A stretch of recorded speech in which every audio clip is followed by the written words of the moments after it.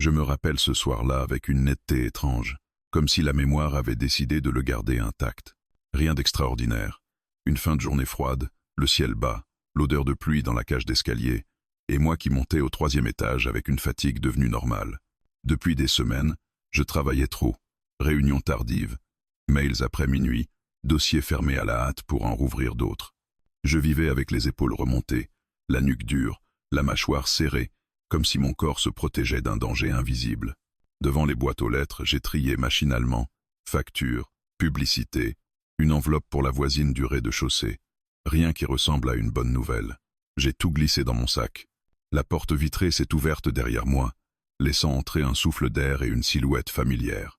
Mon voisin, celui d'en face, pas un ami, pas un inconnu non plus. Un visage croisé depuis des mois, au palier, au local poubelle, dans l'ascenseur, quand on échange un salut poli sans s'attarder. Il s'appelait Adrien, je l'avais appris le jour où un colis livré chez lui portait mon nom. Depuis, une familiarité légère, faite de quelques phrases et de rien de plus. Il avait une présence calme, des gestes mesurés, et un regard qui donnait l'impression d'écouter avant de répondre. « Bonsoir », a-t-il dit simplement. « Bonsoir », ai-je répondu, sourire automatique. En réajustant la sangle de mon sac, une douleur a remonté ma nuque. J'ai grimacé. « Longue journée ?» a demandé Adrien. J'ai haussé les épaules, mauvaise idée, et j'ai laissé échapper un petit rire sec. On dirait. Il a allumé la lumière du couloir. L'ampoule a tremblé, puis s'est stabilisée en jaune fatigué. Nous avons monté les marches ensemble. Je sentais la tension me serrer le cou comme une écharpe trop courte. Au 2e étage, il a ralenti et a jeté un regard vers mes épaules. « Tu es complètement verrouillé là », a-t-il remarqué, sans moquerie, comme un constat. Je me suis arrêté, surprise. On me demandait si ça allait, mais on ne décrivait pas mon corps comme s'il parlait à ma place. « Tu crois ?» ai-je répondu, alors que je le savais. Il a mimé un geste autour de sa nuque. « Oui, tu tiens tout ici, comme si tu portais une valise invisible. » Je cherchais mes clés. Le trousseau a cliqueté, nerveux, comme moi. Adrien a hésité, et cette hésitation a rendu la suite plus réelle. « Je peux te masser les épaules, si tu veux. Juste une minute, pour détendre un peu. » Le palier était désert, silencieux, avec ce tapis usé qui étouffait les pas. Une minute. Rien. Et pourtant mon cœur a fait un petit saut, comme si la phrase avait touché une zone interdite. « Là maintenant ?» ai-je demandé. Adrien a souri, presque gêné. « Oui, si ça ne te met pas mal à l'aise. Sinon, j'oublie. » Je me suis entendu dire. « D'accord, juste une minute. » Je ne sais pas pourquoi j'ai accepté. Peut être parce que sa proposition n'avait rien d'insistant. Peut être parce que la fatigue me rendait moins prudente. Ou parce que j'avais envie, une fois, que quelqu'un dénoue ce que je gardais serré. Nous étions sous la lumière jaune. Il a posé son sac contre le mur. « Tourne-toi », a-t-il dit doucement. J'ai obéi, dos à lui, bras le long du corps. « Dis-moi si c'est trop fort. » Puis ses mains ont touché mes épaules. Au début, le contact était simple, presque neutre. Une pression ferme, régulière. Il a trouvé tout de suite les zones dures, ces petits blocs de douleur que je traînais depuis des jours. Mon corps a réagi avant ma tête. J'ai expiré plus longtemps, comme si l'air retenu depuis des heures avait enfin un chemin. Je fixais le mur devant moi. Le silence semblait plein. Le bourdonnement de l'ampoule, un robinet qui goûtait quelque part. Et, au milieu, ses doigts qui remontaient vers la base de ma nuque, puis redescendaient avec une lenteur rassurante. J'ai fermé les yeux. Une minute, je me répétais. Rien de plus. Pourtant une chaleur se diffusait, pas seulement dans mes muscles, mais dans quelque chose de plus fragile, comme si mon corps comprenait qu'il n'était pas obligé de se battre. « Tu étais vraiment tendu », a murmuré Adrien. Sa voix était proche, mais pas envahissante. Je n'ai pas répondu tout de suite. « Ça fait du bien », ai-je fini par dire. Il a relâché la pression, puis a repris un peu plus haut, au niveau de la nuque. Je me suis redressé sans le vouloir. Mon cœur s'est mis à battre plus vite. Pas une accélération joyeuse, plutôt une alarme discrète. Comme si mon corps ne savait pas où ranger cette sensation, soulagement ou danger. Je me suis forcé à respirer. Inspire, expire. Une minute, mais la minute s'étirait. J'avais conscience de tout, mon pull, la peau sous le tissu, la proximité. Adrien s'est arrêté. Ses mains se sont retirées avec précaution. « Voilà », a-t-il dit. C'était la minute. Je me suis tourné. Nos regards se sont accrochés une seconde, sans sourire. Dans ses yeux, il y avait peu être une question ou seulement mon trouble reflété. « Merci. » ai-je soufflé. Il a ramassé son sac. « De rien. Bonne soirée. » Je l'ai regardé s'éloigner, la porte de son appartement s'ouvrir puis se refermer, et je suis resté là, dans le couloir, avec l'impression absurde que mes épaules étaient plus légères, mais que mon cœur venait d'oublier comment rester calme. J'ai ouvert ma propre porte comme on traverse une ligne. Dans l'appartement, tout était pareil. Le manteau sur la chaise, la bouilloire, le silence. Pourtant, quelque chose vibrait sous ma peau. Je suis resté immobile, les clés à la main, à écouter ce battement trop rapide, encore. Je ne sais pas combien de temps je suis resté debout dans l'entrée après avoir refermé la porte.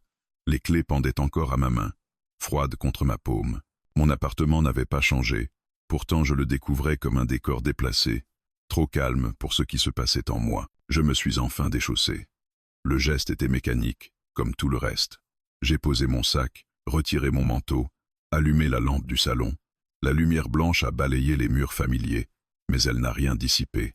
Quelque chose insistait, un écho du couloir, une sensation persistante sur mes épaules, comme une empreinte invisible. Je me suis assis sur le canapé sans même enlever mon pull. Mes mains ont glissé le long de mes bras, jusqu'à mes épaules, là où ses doigts s'étaient arrêtés. La peau était normale, tiède, pourtant mon cœur battait encore trop vite, sans raison apparente. Ce n'était pas une panique violente, plutôt une alerte sourde, comme un animal qui se réveille brusquement. Ce n'était rien, me suis-je dit à voix basse. Juste un massage, juste une minute, un geste presque banal. J'avais déjà été touché, évidemment. J'avais déjà connu des étreintes, des caresses, des corps proches. Alors pourquoi celui-là refusait-il de se dissoudre dans l'oubli? Je me suis levé pour aller à la cuisine. L'eau a coulé dans la bouilloire, bruyante dans le silence. Je me suis appuyé contre le plan de travail, les épaules légèrement voûtées, comme pour les protéger à nouveau. Le bruit familier me rassurait un peu. Je faisais quelque chose, j'avançais, mais mon esprit revenait sans cesse à cette minute, à la manière dont mon corps avait réagi avant que j'aie eu le temps de réfléchir, à cette détente presque immédiate, à ce souffle long qui m'avait échappé sans permission, comme si j'avais baissé la garde sans m'en rendre compte.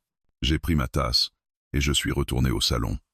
La première gorgée de thé était trop chaude. Je me suis brûlé la langue, légèrement. La douleur m'a ancré dans l'instant, et j'ai presque souri de soulagement. Enfin une sensation claire, identifiable. Je me suis assis en tailleur, la tasse entre les mains. La chaleur montait lentement. Mon cœur, lui, ne suivait pas le même rythme. Il tapait encore, irrégulier, comme s'il attendait quelque chose. Je me suis demandé si Adrien avait remarqué, s'il avait senti cette tension soudaine, ce changement infime dans ma respiration. Son visage me revenait, sérieux, attentif, sans triomphe, sans ambiguïté visible. C'était peu, être ça qui me troublait le plus. Rien n'avait été forcé, rien n'avait été appuyé. Il s'était arrêté exactement quand il l'avait dit. Et pourtant, je me suis levé pour aller me regarder dans le miroir de la salle de bain. Mon reflet me semblait étrangement distant. Mes joues étaient un peu rosées, mes yeux plus brillants que d'habitude. J'ai relevé mes cheveux, dégageant ma nuque. J'ai observé cette zone comme si elle ne m'appartenait plus tout à fait. Je me suis revu, debout dans le couloir, les bras le long du corps, immobile. J'ai revu ses mains se poser, la pression juste assez forte, ni intrusive ni timide. J'ai fermé les yeux, et mon cœur a aussitôt accéléré, comme s'il avait mémorisé la scène mieux que moi. J'ai rouvert les yeux brusquement. « Stop !» ai-je murmuré. Je n'avais aucune envie d'en faire une histoire. Je détestais cette tendance que j'avais parfois à analyser jusqu'à l'épuisement des choses simples. Je voulais croire que tout rentrerait dans l'ordre après une nuit de sommeil, que demain, ce serait déjà loin. Pourtant, lorsque je me suis glissé sous la douche, l'eau chaude frappant mes épaules, mon corps a réagi encore. Les muscles se sont relâchés trop vite. Une sensation de bien-être m'a traversé, suivie aussitôt d'un malaise diffus. Mon cœur a recommencé à battre fort, presque douloureusement. Pourquoi maintenant? Je me suis appuyé contre le carrelage, laissant l'eau couler sur ma nuque. Je respirais plus vite. Rien de dangereux. Je le savais. Mais ce décalage entre ce que je comprenais et ce que je ressentais me désorientait. Ce n'était pas du désir clair, pas une envie précise, plutôt une faille, une porte entr'ouverte à l'intérieur que je n'avais pas vue avant. Je me suis souvenu de la manière dont je vivais depuis quelque temps, seul, occupé, autonome. Je n'avais manqué de rien, en apparence, pas de drame, pas de grande solitude affichée.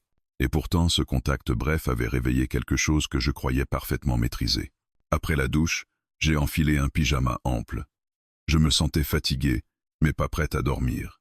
Mon corps était lourd, détendu par endroits, tendu ailleurs, comme s'il ne savait plus quelle posture adopter. Je me suis allongé sur le lit, la lumière éteinte. L'obscurité amplifiait tout. Le moindre bruit du bâtiment me semblait proche. Une porte qui claque au loin, un pas dans l'escalier, mon cœur bondissait à chaque fois, ridicule et incontrôlable. Je me suis tourné sur le côté, puis sur le dos. Mes épaules touchaient le matelas. Je les sentais, présentes, presque trop conscientes. J'ai posé une main sur ma poitrine, comme pour calmer ce rythme trop rapide. Ce n'est rien, ai-je répété, plus pour me rassurer que par conviction. Mais mon corps ne m'écoutait pas.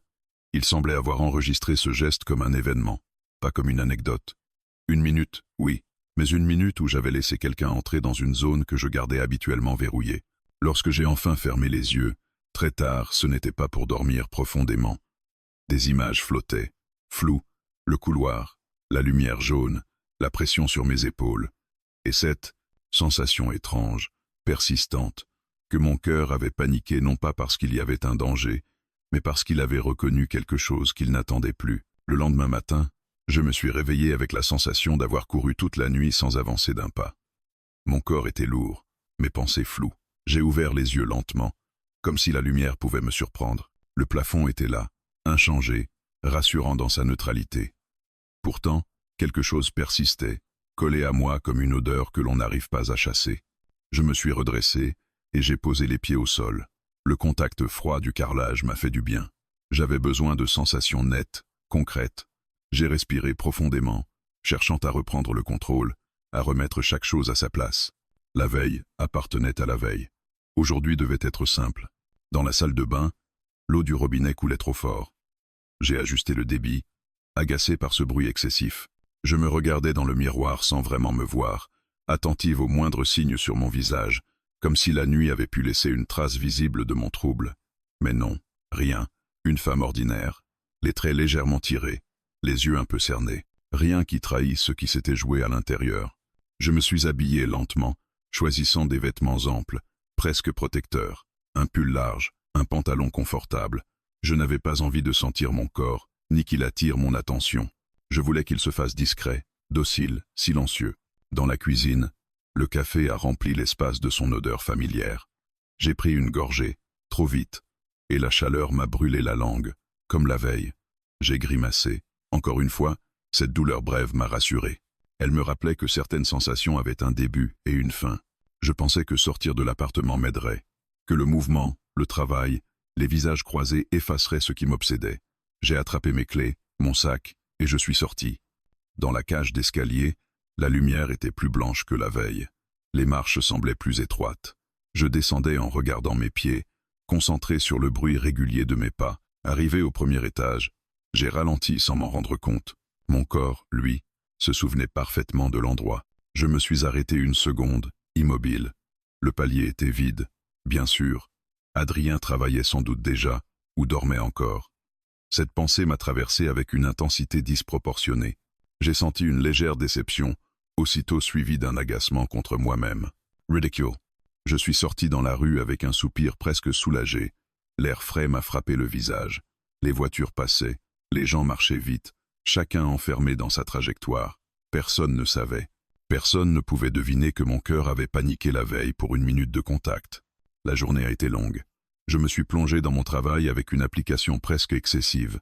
J'enchaînais les tâches, refusant à mon esprit la moindre pause. Dès que mes pensées ralentissaient, elles glissaient vers le couloir, vers cette lumière jaune, vers cette pression exacte sur mes épaules. À midi, en mangeant seul devant mon écran, j'ai réalisé que mes épaules étaient de nouveau tendues. J'ai levé les bras, fait quelques rotations maladroites. Rien n'y faisait. La détente de la veille semblait appartenir à un autre corps. L'après-midi s'était tiré. Je souriais quand on me parlait, je répondais aux mails, je prenais des notes. Tout était normal. Et pourtant, j'avais la sensation étrange que quelque chose attendait en moi, comme une phrase interrompue. En rentrant le soir, j'ai monté les marches plus lentement que d'habitude. Chaque palier me rendait plus consciente de mon propre souffle. Arrivé devant ma porte, j'ai fouillé dans mon sac, nerveusement. Mes clés refusaient de se montrer. Le cliquetis métallique résonnait trop fort dans le silence. Tu les cherches toujours comme si elles allaient disparaître, a dit une voix derrière moi. Je me suis retourné brusquement. Adrien était là, appuyé contre la rambarde, un sac de course à la main. Son ton était léger, presque amusé. Tu m'as fait peur. Ai-je lâché, plus sèchement que je ne l'aurais voulu. Il a levé les mains, faussement coupable. Désolé. Nos regards se sont croisés. Une seconde. Peut être deux. Rien d'anormal. Et pourtant tout était différent. Je sentais mon cœur s'accélérer déjà, traître, incontrôlable. Ça va aujourd'hui? A-t-il demandé, naturellement. J'ai hoché la tête trop vite. Oui. Très bien. Un silence s'est installé. Pas lourd, mais chargé, comme si chacun cherchait la bonne distance. Adrien a déplacé son sac, changeant légèrement d'appui. Hier. J'espère que ça ne t'a pas mise mal à l'aise, a-t-il dit enfin, avec prudence. Cette phrase, pourtant simple, a réveillé quelque chose en moi. Mon cœur a battu plus fort. Pas de reproche dans sa voix, pas d'insistance, juste une porte entr'ouverte. Non, ai-je répondu. Puis, après une hésitation, enfin, je ne sais pas. C'était surprenant. Il a acquiescé lentement. Je comprends. Encore ce calme, cette absence de tension visible. J'ai senti une vague de chaleur me traverser, mêlée à une inquiétude sourde. J'avais envie qu'il dise quelque chose de plus, et en même temps je redoutais chaque mot. En tout cas, a-t-il ajouté, je ne referai rien sans que tu le demandes. Ces mots, dits simplement, ont eu un effet inattendu. Une partie de moi s'est détendue, une autre s'est serrée davantage, comme si la sécurité elle-même devenait un trouble. Merci, ai-je murmuré. Il a souri, puis a tourné la clé de sa porte. Bonne soirée. Je suis resté seul sur le palier, le cœur encore agité, les épaules de nouveau conscientes d'elles-mêmes. J'ai ouvert chez moi, lentement, comme la veille, avec cette impression persistante que quelque chose avait changé sans bruit.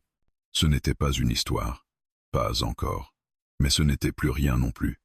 Et je commençais à comprendre que le silence qui suivait ce geste était être plus bouleversant que le geste lui-même. Les jours suivants ont glissé les uns sur les autres sans événement visible, et pourtant chaque détail semblait chargé d'un poids nouveau. Rien n'avait changé, en apparence. Les horaires, les trajets, les gestes répétés. Mais à l'intérieur, quelque chose s'était déplacé, imperceptiblement, comme un meuble que l'on aurait bougé dans le noir. Je me surprenais à penser à Adrien sans raison précise. Pas à son visage en détail, ni à sa voix, mais à sa présence. À cette manière qu'il avait eue de s'arrêter exactement quand il l'avait dit. À ce calme presque déconcertant qui avait laissé toute la place à ce que je ressentais, sans jamais l'imposer. Je m'en voulais de ces pensées diffuses. Elles surgissaient pendant que je marchais, que je faisais la vaisselle, que je répondais à un message banal. Rien d'envahissant, mais suffisamment régulier pour m'agacer. J'avais l'impression que mon esprit cherchait quelque chose que je ne voulais pas encore regarder en face. Dans l'escalier, je faisais attention à mes pas. Je montais parfois plus vite, parfois plus lentement, selon que j'avais envie ou non de croiser quelqu'un. Cette prise de conscience m'irritait. Depuis quand anticipais-je ainsi les rencontres? Depuis quand un voisin ordinaire devenait-il une variable dans mes trajets? Un soir, en rentrant tard, je me suis arrêté devant ma porte sans raison. J'ai posé ma main sur la poignée, immobile, comme si j'attendais un signe. Rien n'est venu. J'ai souri de moi-même, presque honteuse, et je suis entré. À l'intérieur, le silence était épais. J'ai allumé une musique douce, sans vraiment l'écouter. Je me suis assise sur le canapé, et j'ai laissé mon regard errer. Mes épaules étaient encore tendues. Je les ai massées moi-même, maladroitement, cherchant à retrouver cette pression précise, ce geste juste. Mais ce n'était pas pareil. Jamais tout à fait. Je me suis demandé quand avait été la dernière fois qu'on m'avait touché sans attente, sans scénario, sans promesse implicite. Un contact qui ne cherchait ni à séduire ni à posséder. Cette question m'a déstabilisé plus que je ne l'aurais cru. Les souvenirs sont revenus en désordre, des relations anciennes, des moments d'intimité trop rapides ou trop calculés. J'avais appris à me protéger, à rester maîtresse de la situation, à décider quand, comment, pourquoi. Cette minute dans le couloir avait échappé à toutes ces règles. Je me suis levé brusquement, comme pour fuir ces pensées. J'ai ouvert la fenêtre, laissé entrer l'air froid. Il a glissé sur ma nuque, me faisant frissonner. J'ai inspiré profondément, cherchant à chasser cette chaleur diffuse qui revenait sans prévenir. Le lendemain, au travail, j'ai surpris mon reflet dans une vitre. Je me suis trouvée différente sans savoir dire pourquoi. Plus attentive à mon propre corps, être, plus consciente de ce qu'il disait en silence. Cette idée m'a mise mal à l'aise. J'avais passé des années à l'ignorer quand il parlait trop fort. À la pause, une collègue m'a demandé si j'allais bien. La question m'a prise au dépourvu. Oui, ai-je répondu. Puis, après une seconde, fatigué, c'est tout. C'était vrai, en partie. Une fatigue qui n'était pas seulement physique. Une fatigue d'attention, de retenue, comme si quelque chose en moi restait constamment en alerte, prête à réagir à un stimulus invisible. Le soir même, je suis rentré plus tôt que d'habitude. Dans l'escalier, mes pas ont résonné doucement. Arrivé au palier, j'ai entendu une porte s'ouvrir. Adrien est apparu, surpris, comme moi. « Bonsoir », a-t-il dit. « Bonsoir », ai-je répondu. Nous nous sommes arrêtés, face à face, sans savoir pourquoi. Il n'y avait rien à dire, et pourtant le silence n'était pas vide. J'ai senti mon cœur accélérer légèrement, moins violemment qu'avant, mais suffisamment pour que je le remarque. « Ça va » a-t-il demandé, comme l'autre fois. Cette fois, je n'ai pas répondu tout de suite. J'ai cherché mes mots, consciente de la sincérité qu'il pouvait trahir. « Oui, ai-je dit enfin. Je crois. » Il a hoché la tête, attentif, sans insister. Cette retenue m'a touché plus que n'importe quelle question directe. Elle me laissait la responsabilité de ce que je ressentais. « Si jamais, » a-t-il commencé, puis s'est interrompu. « Enfin, si tu as besoin de parler, parler. » Le mot est resté suspendu entre nous. Pas touché, pas recommencer, juste parler. Cette proposition, si simple, a provoqué en moi une vague inattendue, une émotion douce et inquiétante à la fois. « Merci », ai-je répondu. Il a souri, puis s'est effacé pour me laisser passer. En entrant chez moi, j'ai senti mes épaules se relâcher un peu, pas complètement, mais suffisamment pour que je le remarque. Ce soir-là, allongé sur mon lit, je n'ai pas cherché à chasser mes pensées. Je les ai laissées venir, sans les juger. J'ai reconnu ce que je refusais encore de nommer. Ce n'était pas Adrien, en tant que personne, qui occupait mon esprit. C'était ce que cette minute avait révélé de moi. Un manque discret, longtemps étouffé. Un besoin de contact humain simple, sans mise en scène. Une vulnérabilité que je croyais dépassée. Mon cœur n'avait pas paniqué par erreur. Il avait réagi parce qu'il avait été surpris, pris à découvert. Cette prise de conscience m'a apaisé autant qu'elle m'a troublé. Je me suis endormi avec cette pensée, consciente que rien n'était résolu, mais que quelque chose avait commencé à s'éclaircir. Les jours suivants n'allaient peu, être pas à portée de réponse immédiate, mais au moins, je cessais de lutter contre la question elle-même. Il m'a fallu du temps pour comprendre que je ne pouvais plus faire semblant. Pas semblant que tout allait bien, pas semblant que cette minute n'avait été qu'un détail.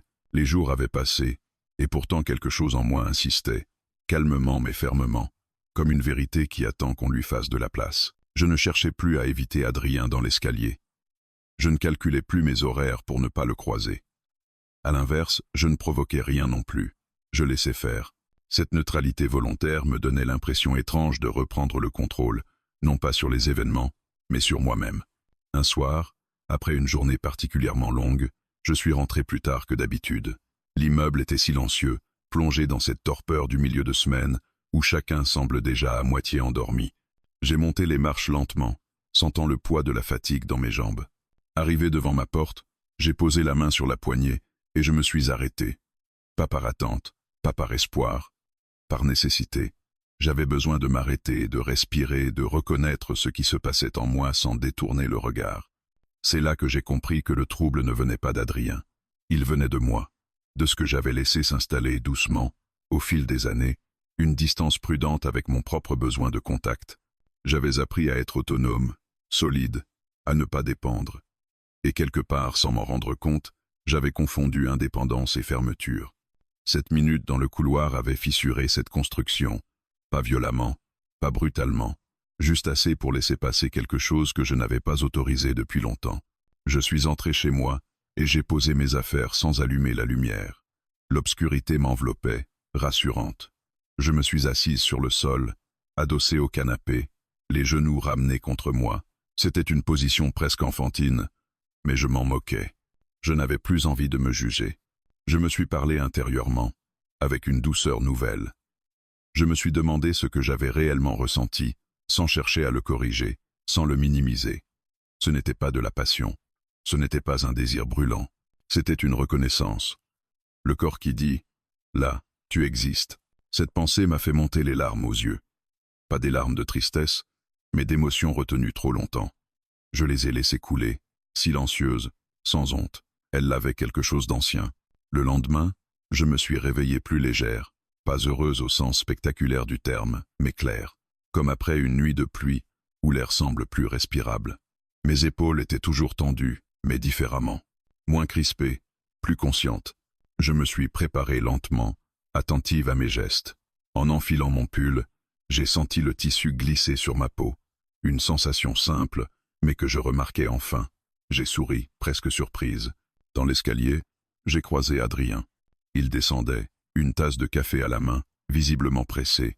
Il s'est arrêté en me voyant, comme si ma présence l'avait surpris autant que la sienne me surprenait. « Bonjour », a-t-il dit. « Bonjour », ai-je répondu. Cette fois, mon cœur n'a pas paniqué. Il a accéléré légèrement, oui, mais sans alarme. Juste une réaction normale, humaine. Cette différence m'a frappé immédiatement. « Tu vas au travail ?»